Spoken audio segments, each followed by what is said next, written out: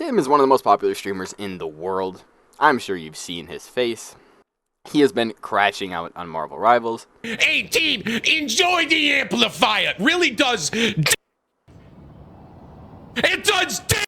At least Jeff swallows me up and saves me. This fucking little raccoon, all he does is put an amplifier down, and then the other team, everyone just walks away from it. That's all that happens. Oh, at least he's got his resurrect ability. Yeah, that was fucking sick, dude. I got rezzed into the storm ult for a second time. That was fucking great. Yeah, it's a game-changing resurrect. No, it's fucking not. All I did was die 2 times to 1 storm. That's it. If you play Rocket, I hope you enjoy him. Genuinely. When you get up to this elo, you are costing SR. Period. So I went to his most recent VOD. I went to the very first game. Give him advice to improve his gameplay. So the first thing I'm looking for right here when the game is starting is his team comp. I can see an Iron Fist. I can't really see who's in front of him. Let me go back a couple seconds and see if we can see it from tab. Okay, so when we're looking at this, when we hit tab here, the first thing to point out is his team comp. He has Magneto, Punisher, Bucky, Iron Fist, Raccoon, and Cloak. Tim automatically needs to take the point immediately. This team cannot play retake. So you have to take point first, and you have to keep point. You have to play extremely aggressive. So I want to explain what playing retake means for anybody that doesn't know. In the King of the Hill game mode, well, in Marvel Rivals, it's called Domination. There is 1 point to capture. For this specific map, it is this square right here. So what playing retake means is you lost a fight, or had to back up for whatever reason. Maybe someone in your team died, whatever. But you lost this. You lost the point. And because you lost the point, that means you have to try to retake the point. Some team comps are really, really good at playing retake. They're really good at taking the point back. If you had a 2-2-2 comp with, let's say, Magneto, Groot, Hela, Bucky, Luna, Invisible Woman, it would probably be a pretty good retake comp. It would be good at retaking because you do a lot of damage. You have a lot of sustain. And Groot would prevent them from playing too aggressive. And I say this because if they try to take a fight early, if they walk up here, they risk getting Groot walled. And same with here. If they walk past this line, they risk getting Groot walled. And if they get Groot walled, they die. Where if you don't have a Groot, they can kind of play more aggressive and like attack you here and then walk back. And even if a team is playing on point, they still risk being Bucky hooked and pulled back over here and getting walled off. Now let me explain how Tim's team comp has to play. You have to go through here. This way. And the reason you have to go through here is because you have to try to take all of this from the enemy. All of this space over here, you want to take from the enemy. If you go in through here, and you have to walk back at all, you automatically lose the point. It's just done. Because you get locked in this tiny little room here. Actually, let me clear this. What ends up happening is, you get blocked off in this area, and you just have to walk back if you want to disengage.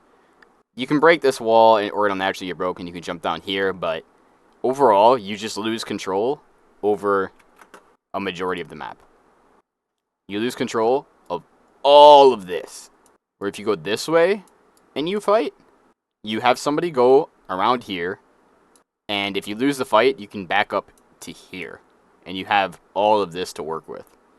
And there's a huge reason why this is super important, is because this area, as long as you always have somebody right up here, you don't give up this without losing the fight, this is even ground to fight on.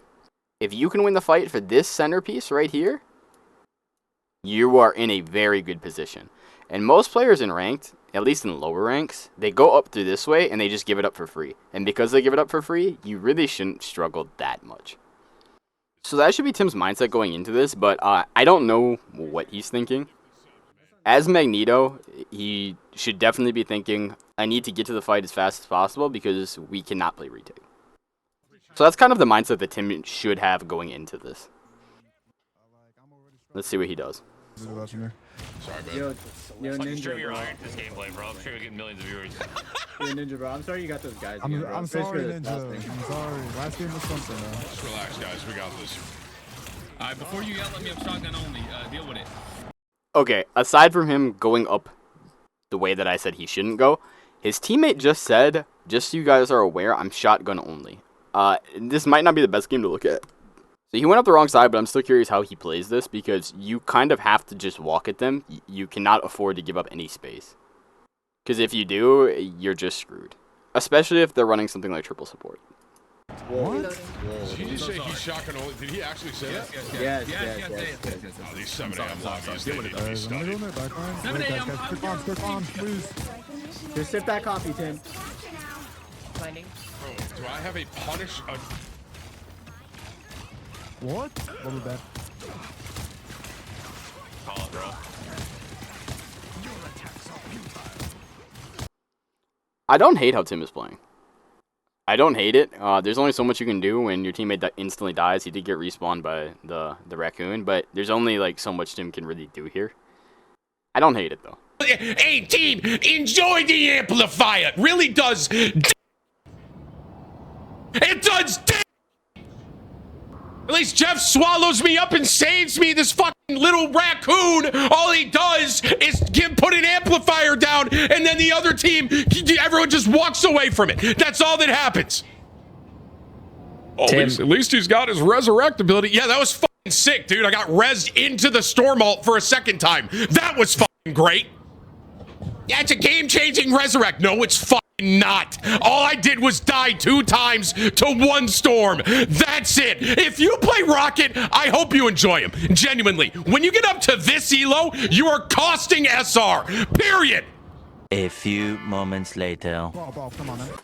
Okay, so Tim's team won this fight. Immediately, he cannot play retake once again. You cannot play retake with this team comp. He has to push up, and he has to take space. Especially because, what's the enemy team? Does he have... Okay, he's tapped. Perfect.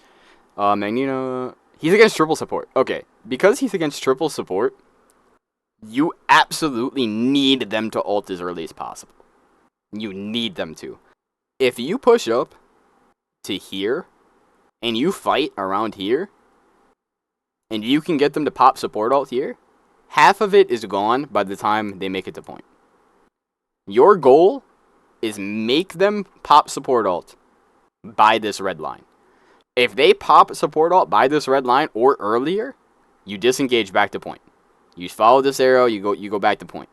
And because by then their support ult should be almost gone. And as we can see, he has Bucky ult, he has Cloak ult. You would then hopefully win the fight. It kind of depends, you know, they would probably still have one other support ult.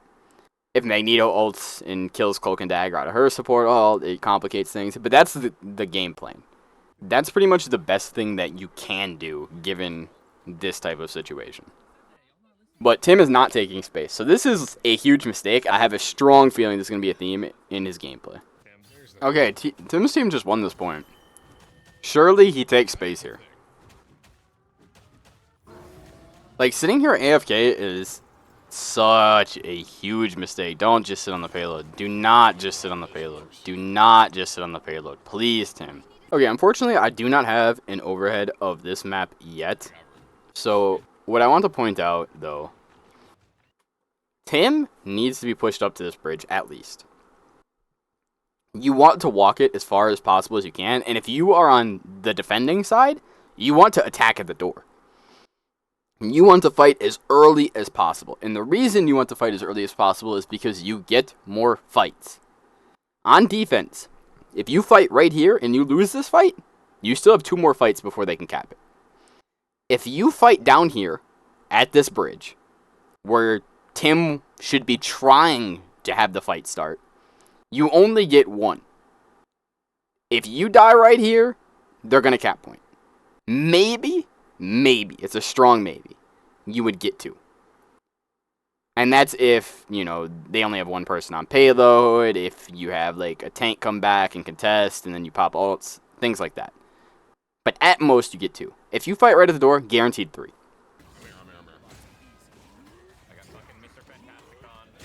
Okay, they're just gonna win this fight because the enemy team is just not human. I don't know what else to say. But, oh, look where Strange is. Look at this. Look at the space that Strange is taking right now.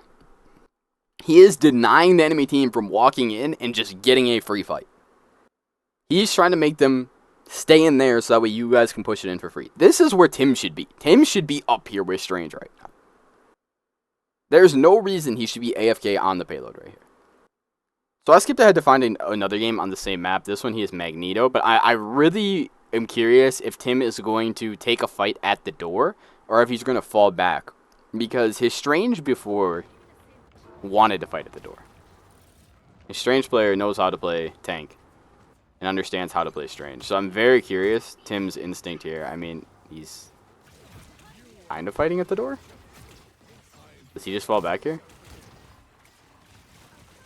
Yeah, I mean, his team kind of doesn't have energy. Like, they're just not with him. I mean, this enemy Magneto is also taking space. I only need to give 2 bullet points, and I guarantee he would rank up. 1, he takes space after capping points.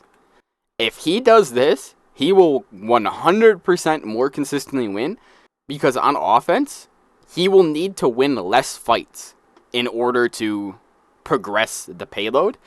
And when he's on King of the Hill, he will force out ults earlier. And on King of the Hill maps, if you take fights earlier, closer to their spawn door, and you force out ults earlier, you can fall back to point and then fight on point with your ults. You can really stall out the capture even if you guys lose the fight, and you can get more percent. Second thing Tim needs to do is create a game plan. Looking at him play, I don't think he has an idea in his head of how the game should go. Game plans do not need to be very complex. It can be as simple as this. I am Luna Snow. I have a Black Panther on my team. This is my Black Panther. Now we're going to insert a random enemy. For this, let's use Rocket Raccoon because I like Rocket Raccoon. With just this information alone, you can create a game plan. I am Luna Snow, and I know that my Black Panther wants to dive Rocket Raccoon. Realistically, he shouldn't because Rocket Raccoon can shift away and do all this other annoying stuff, but regardless, this is what my Black Panther wants to do, right?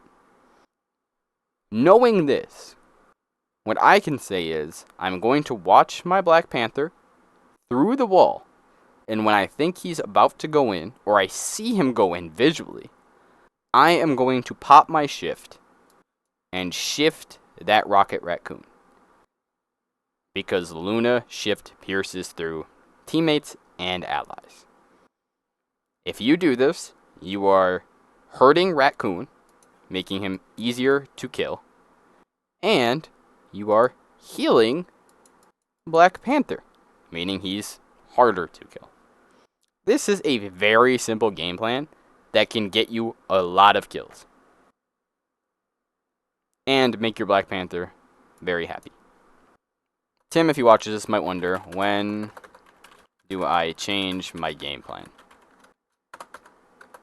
There are 2 times you create a game plan.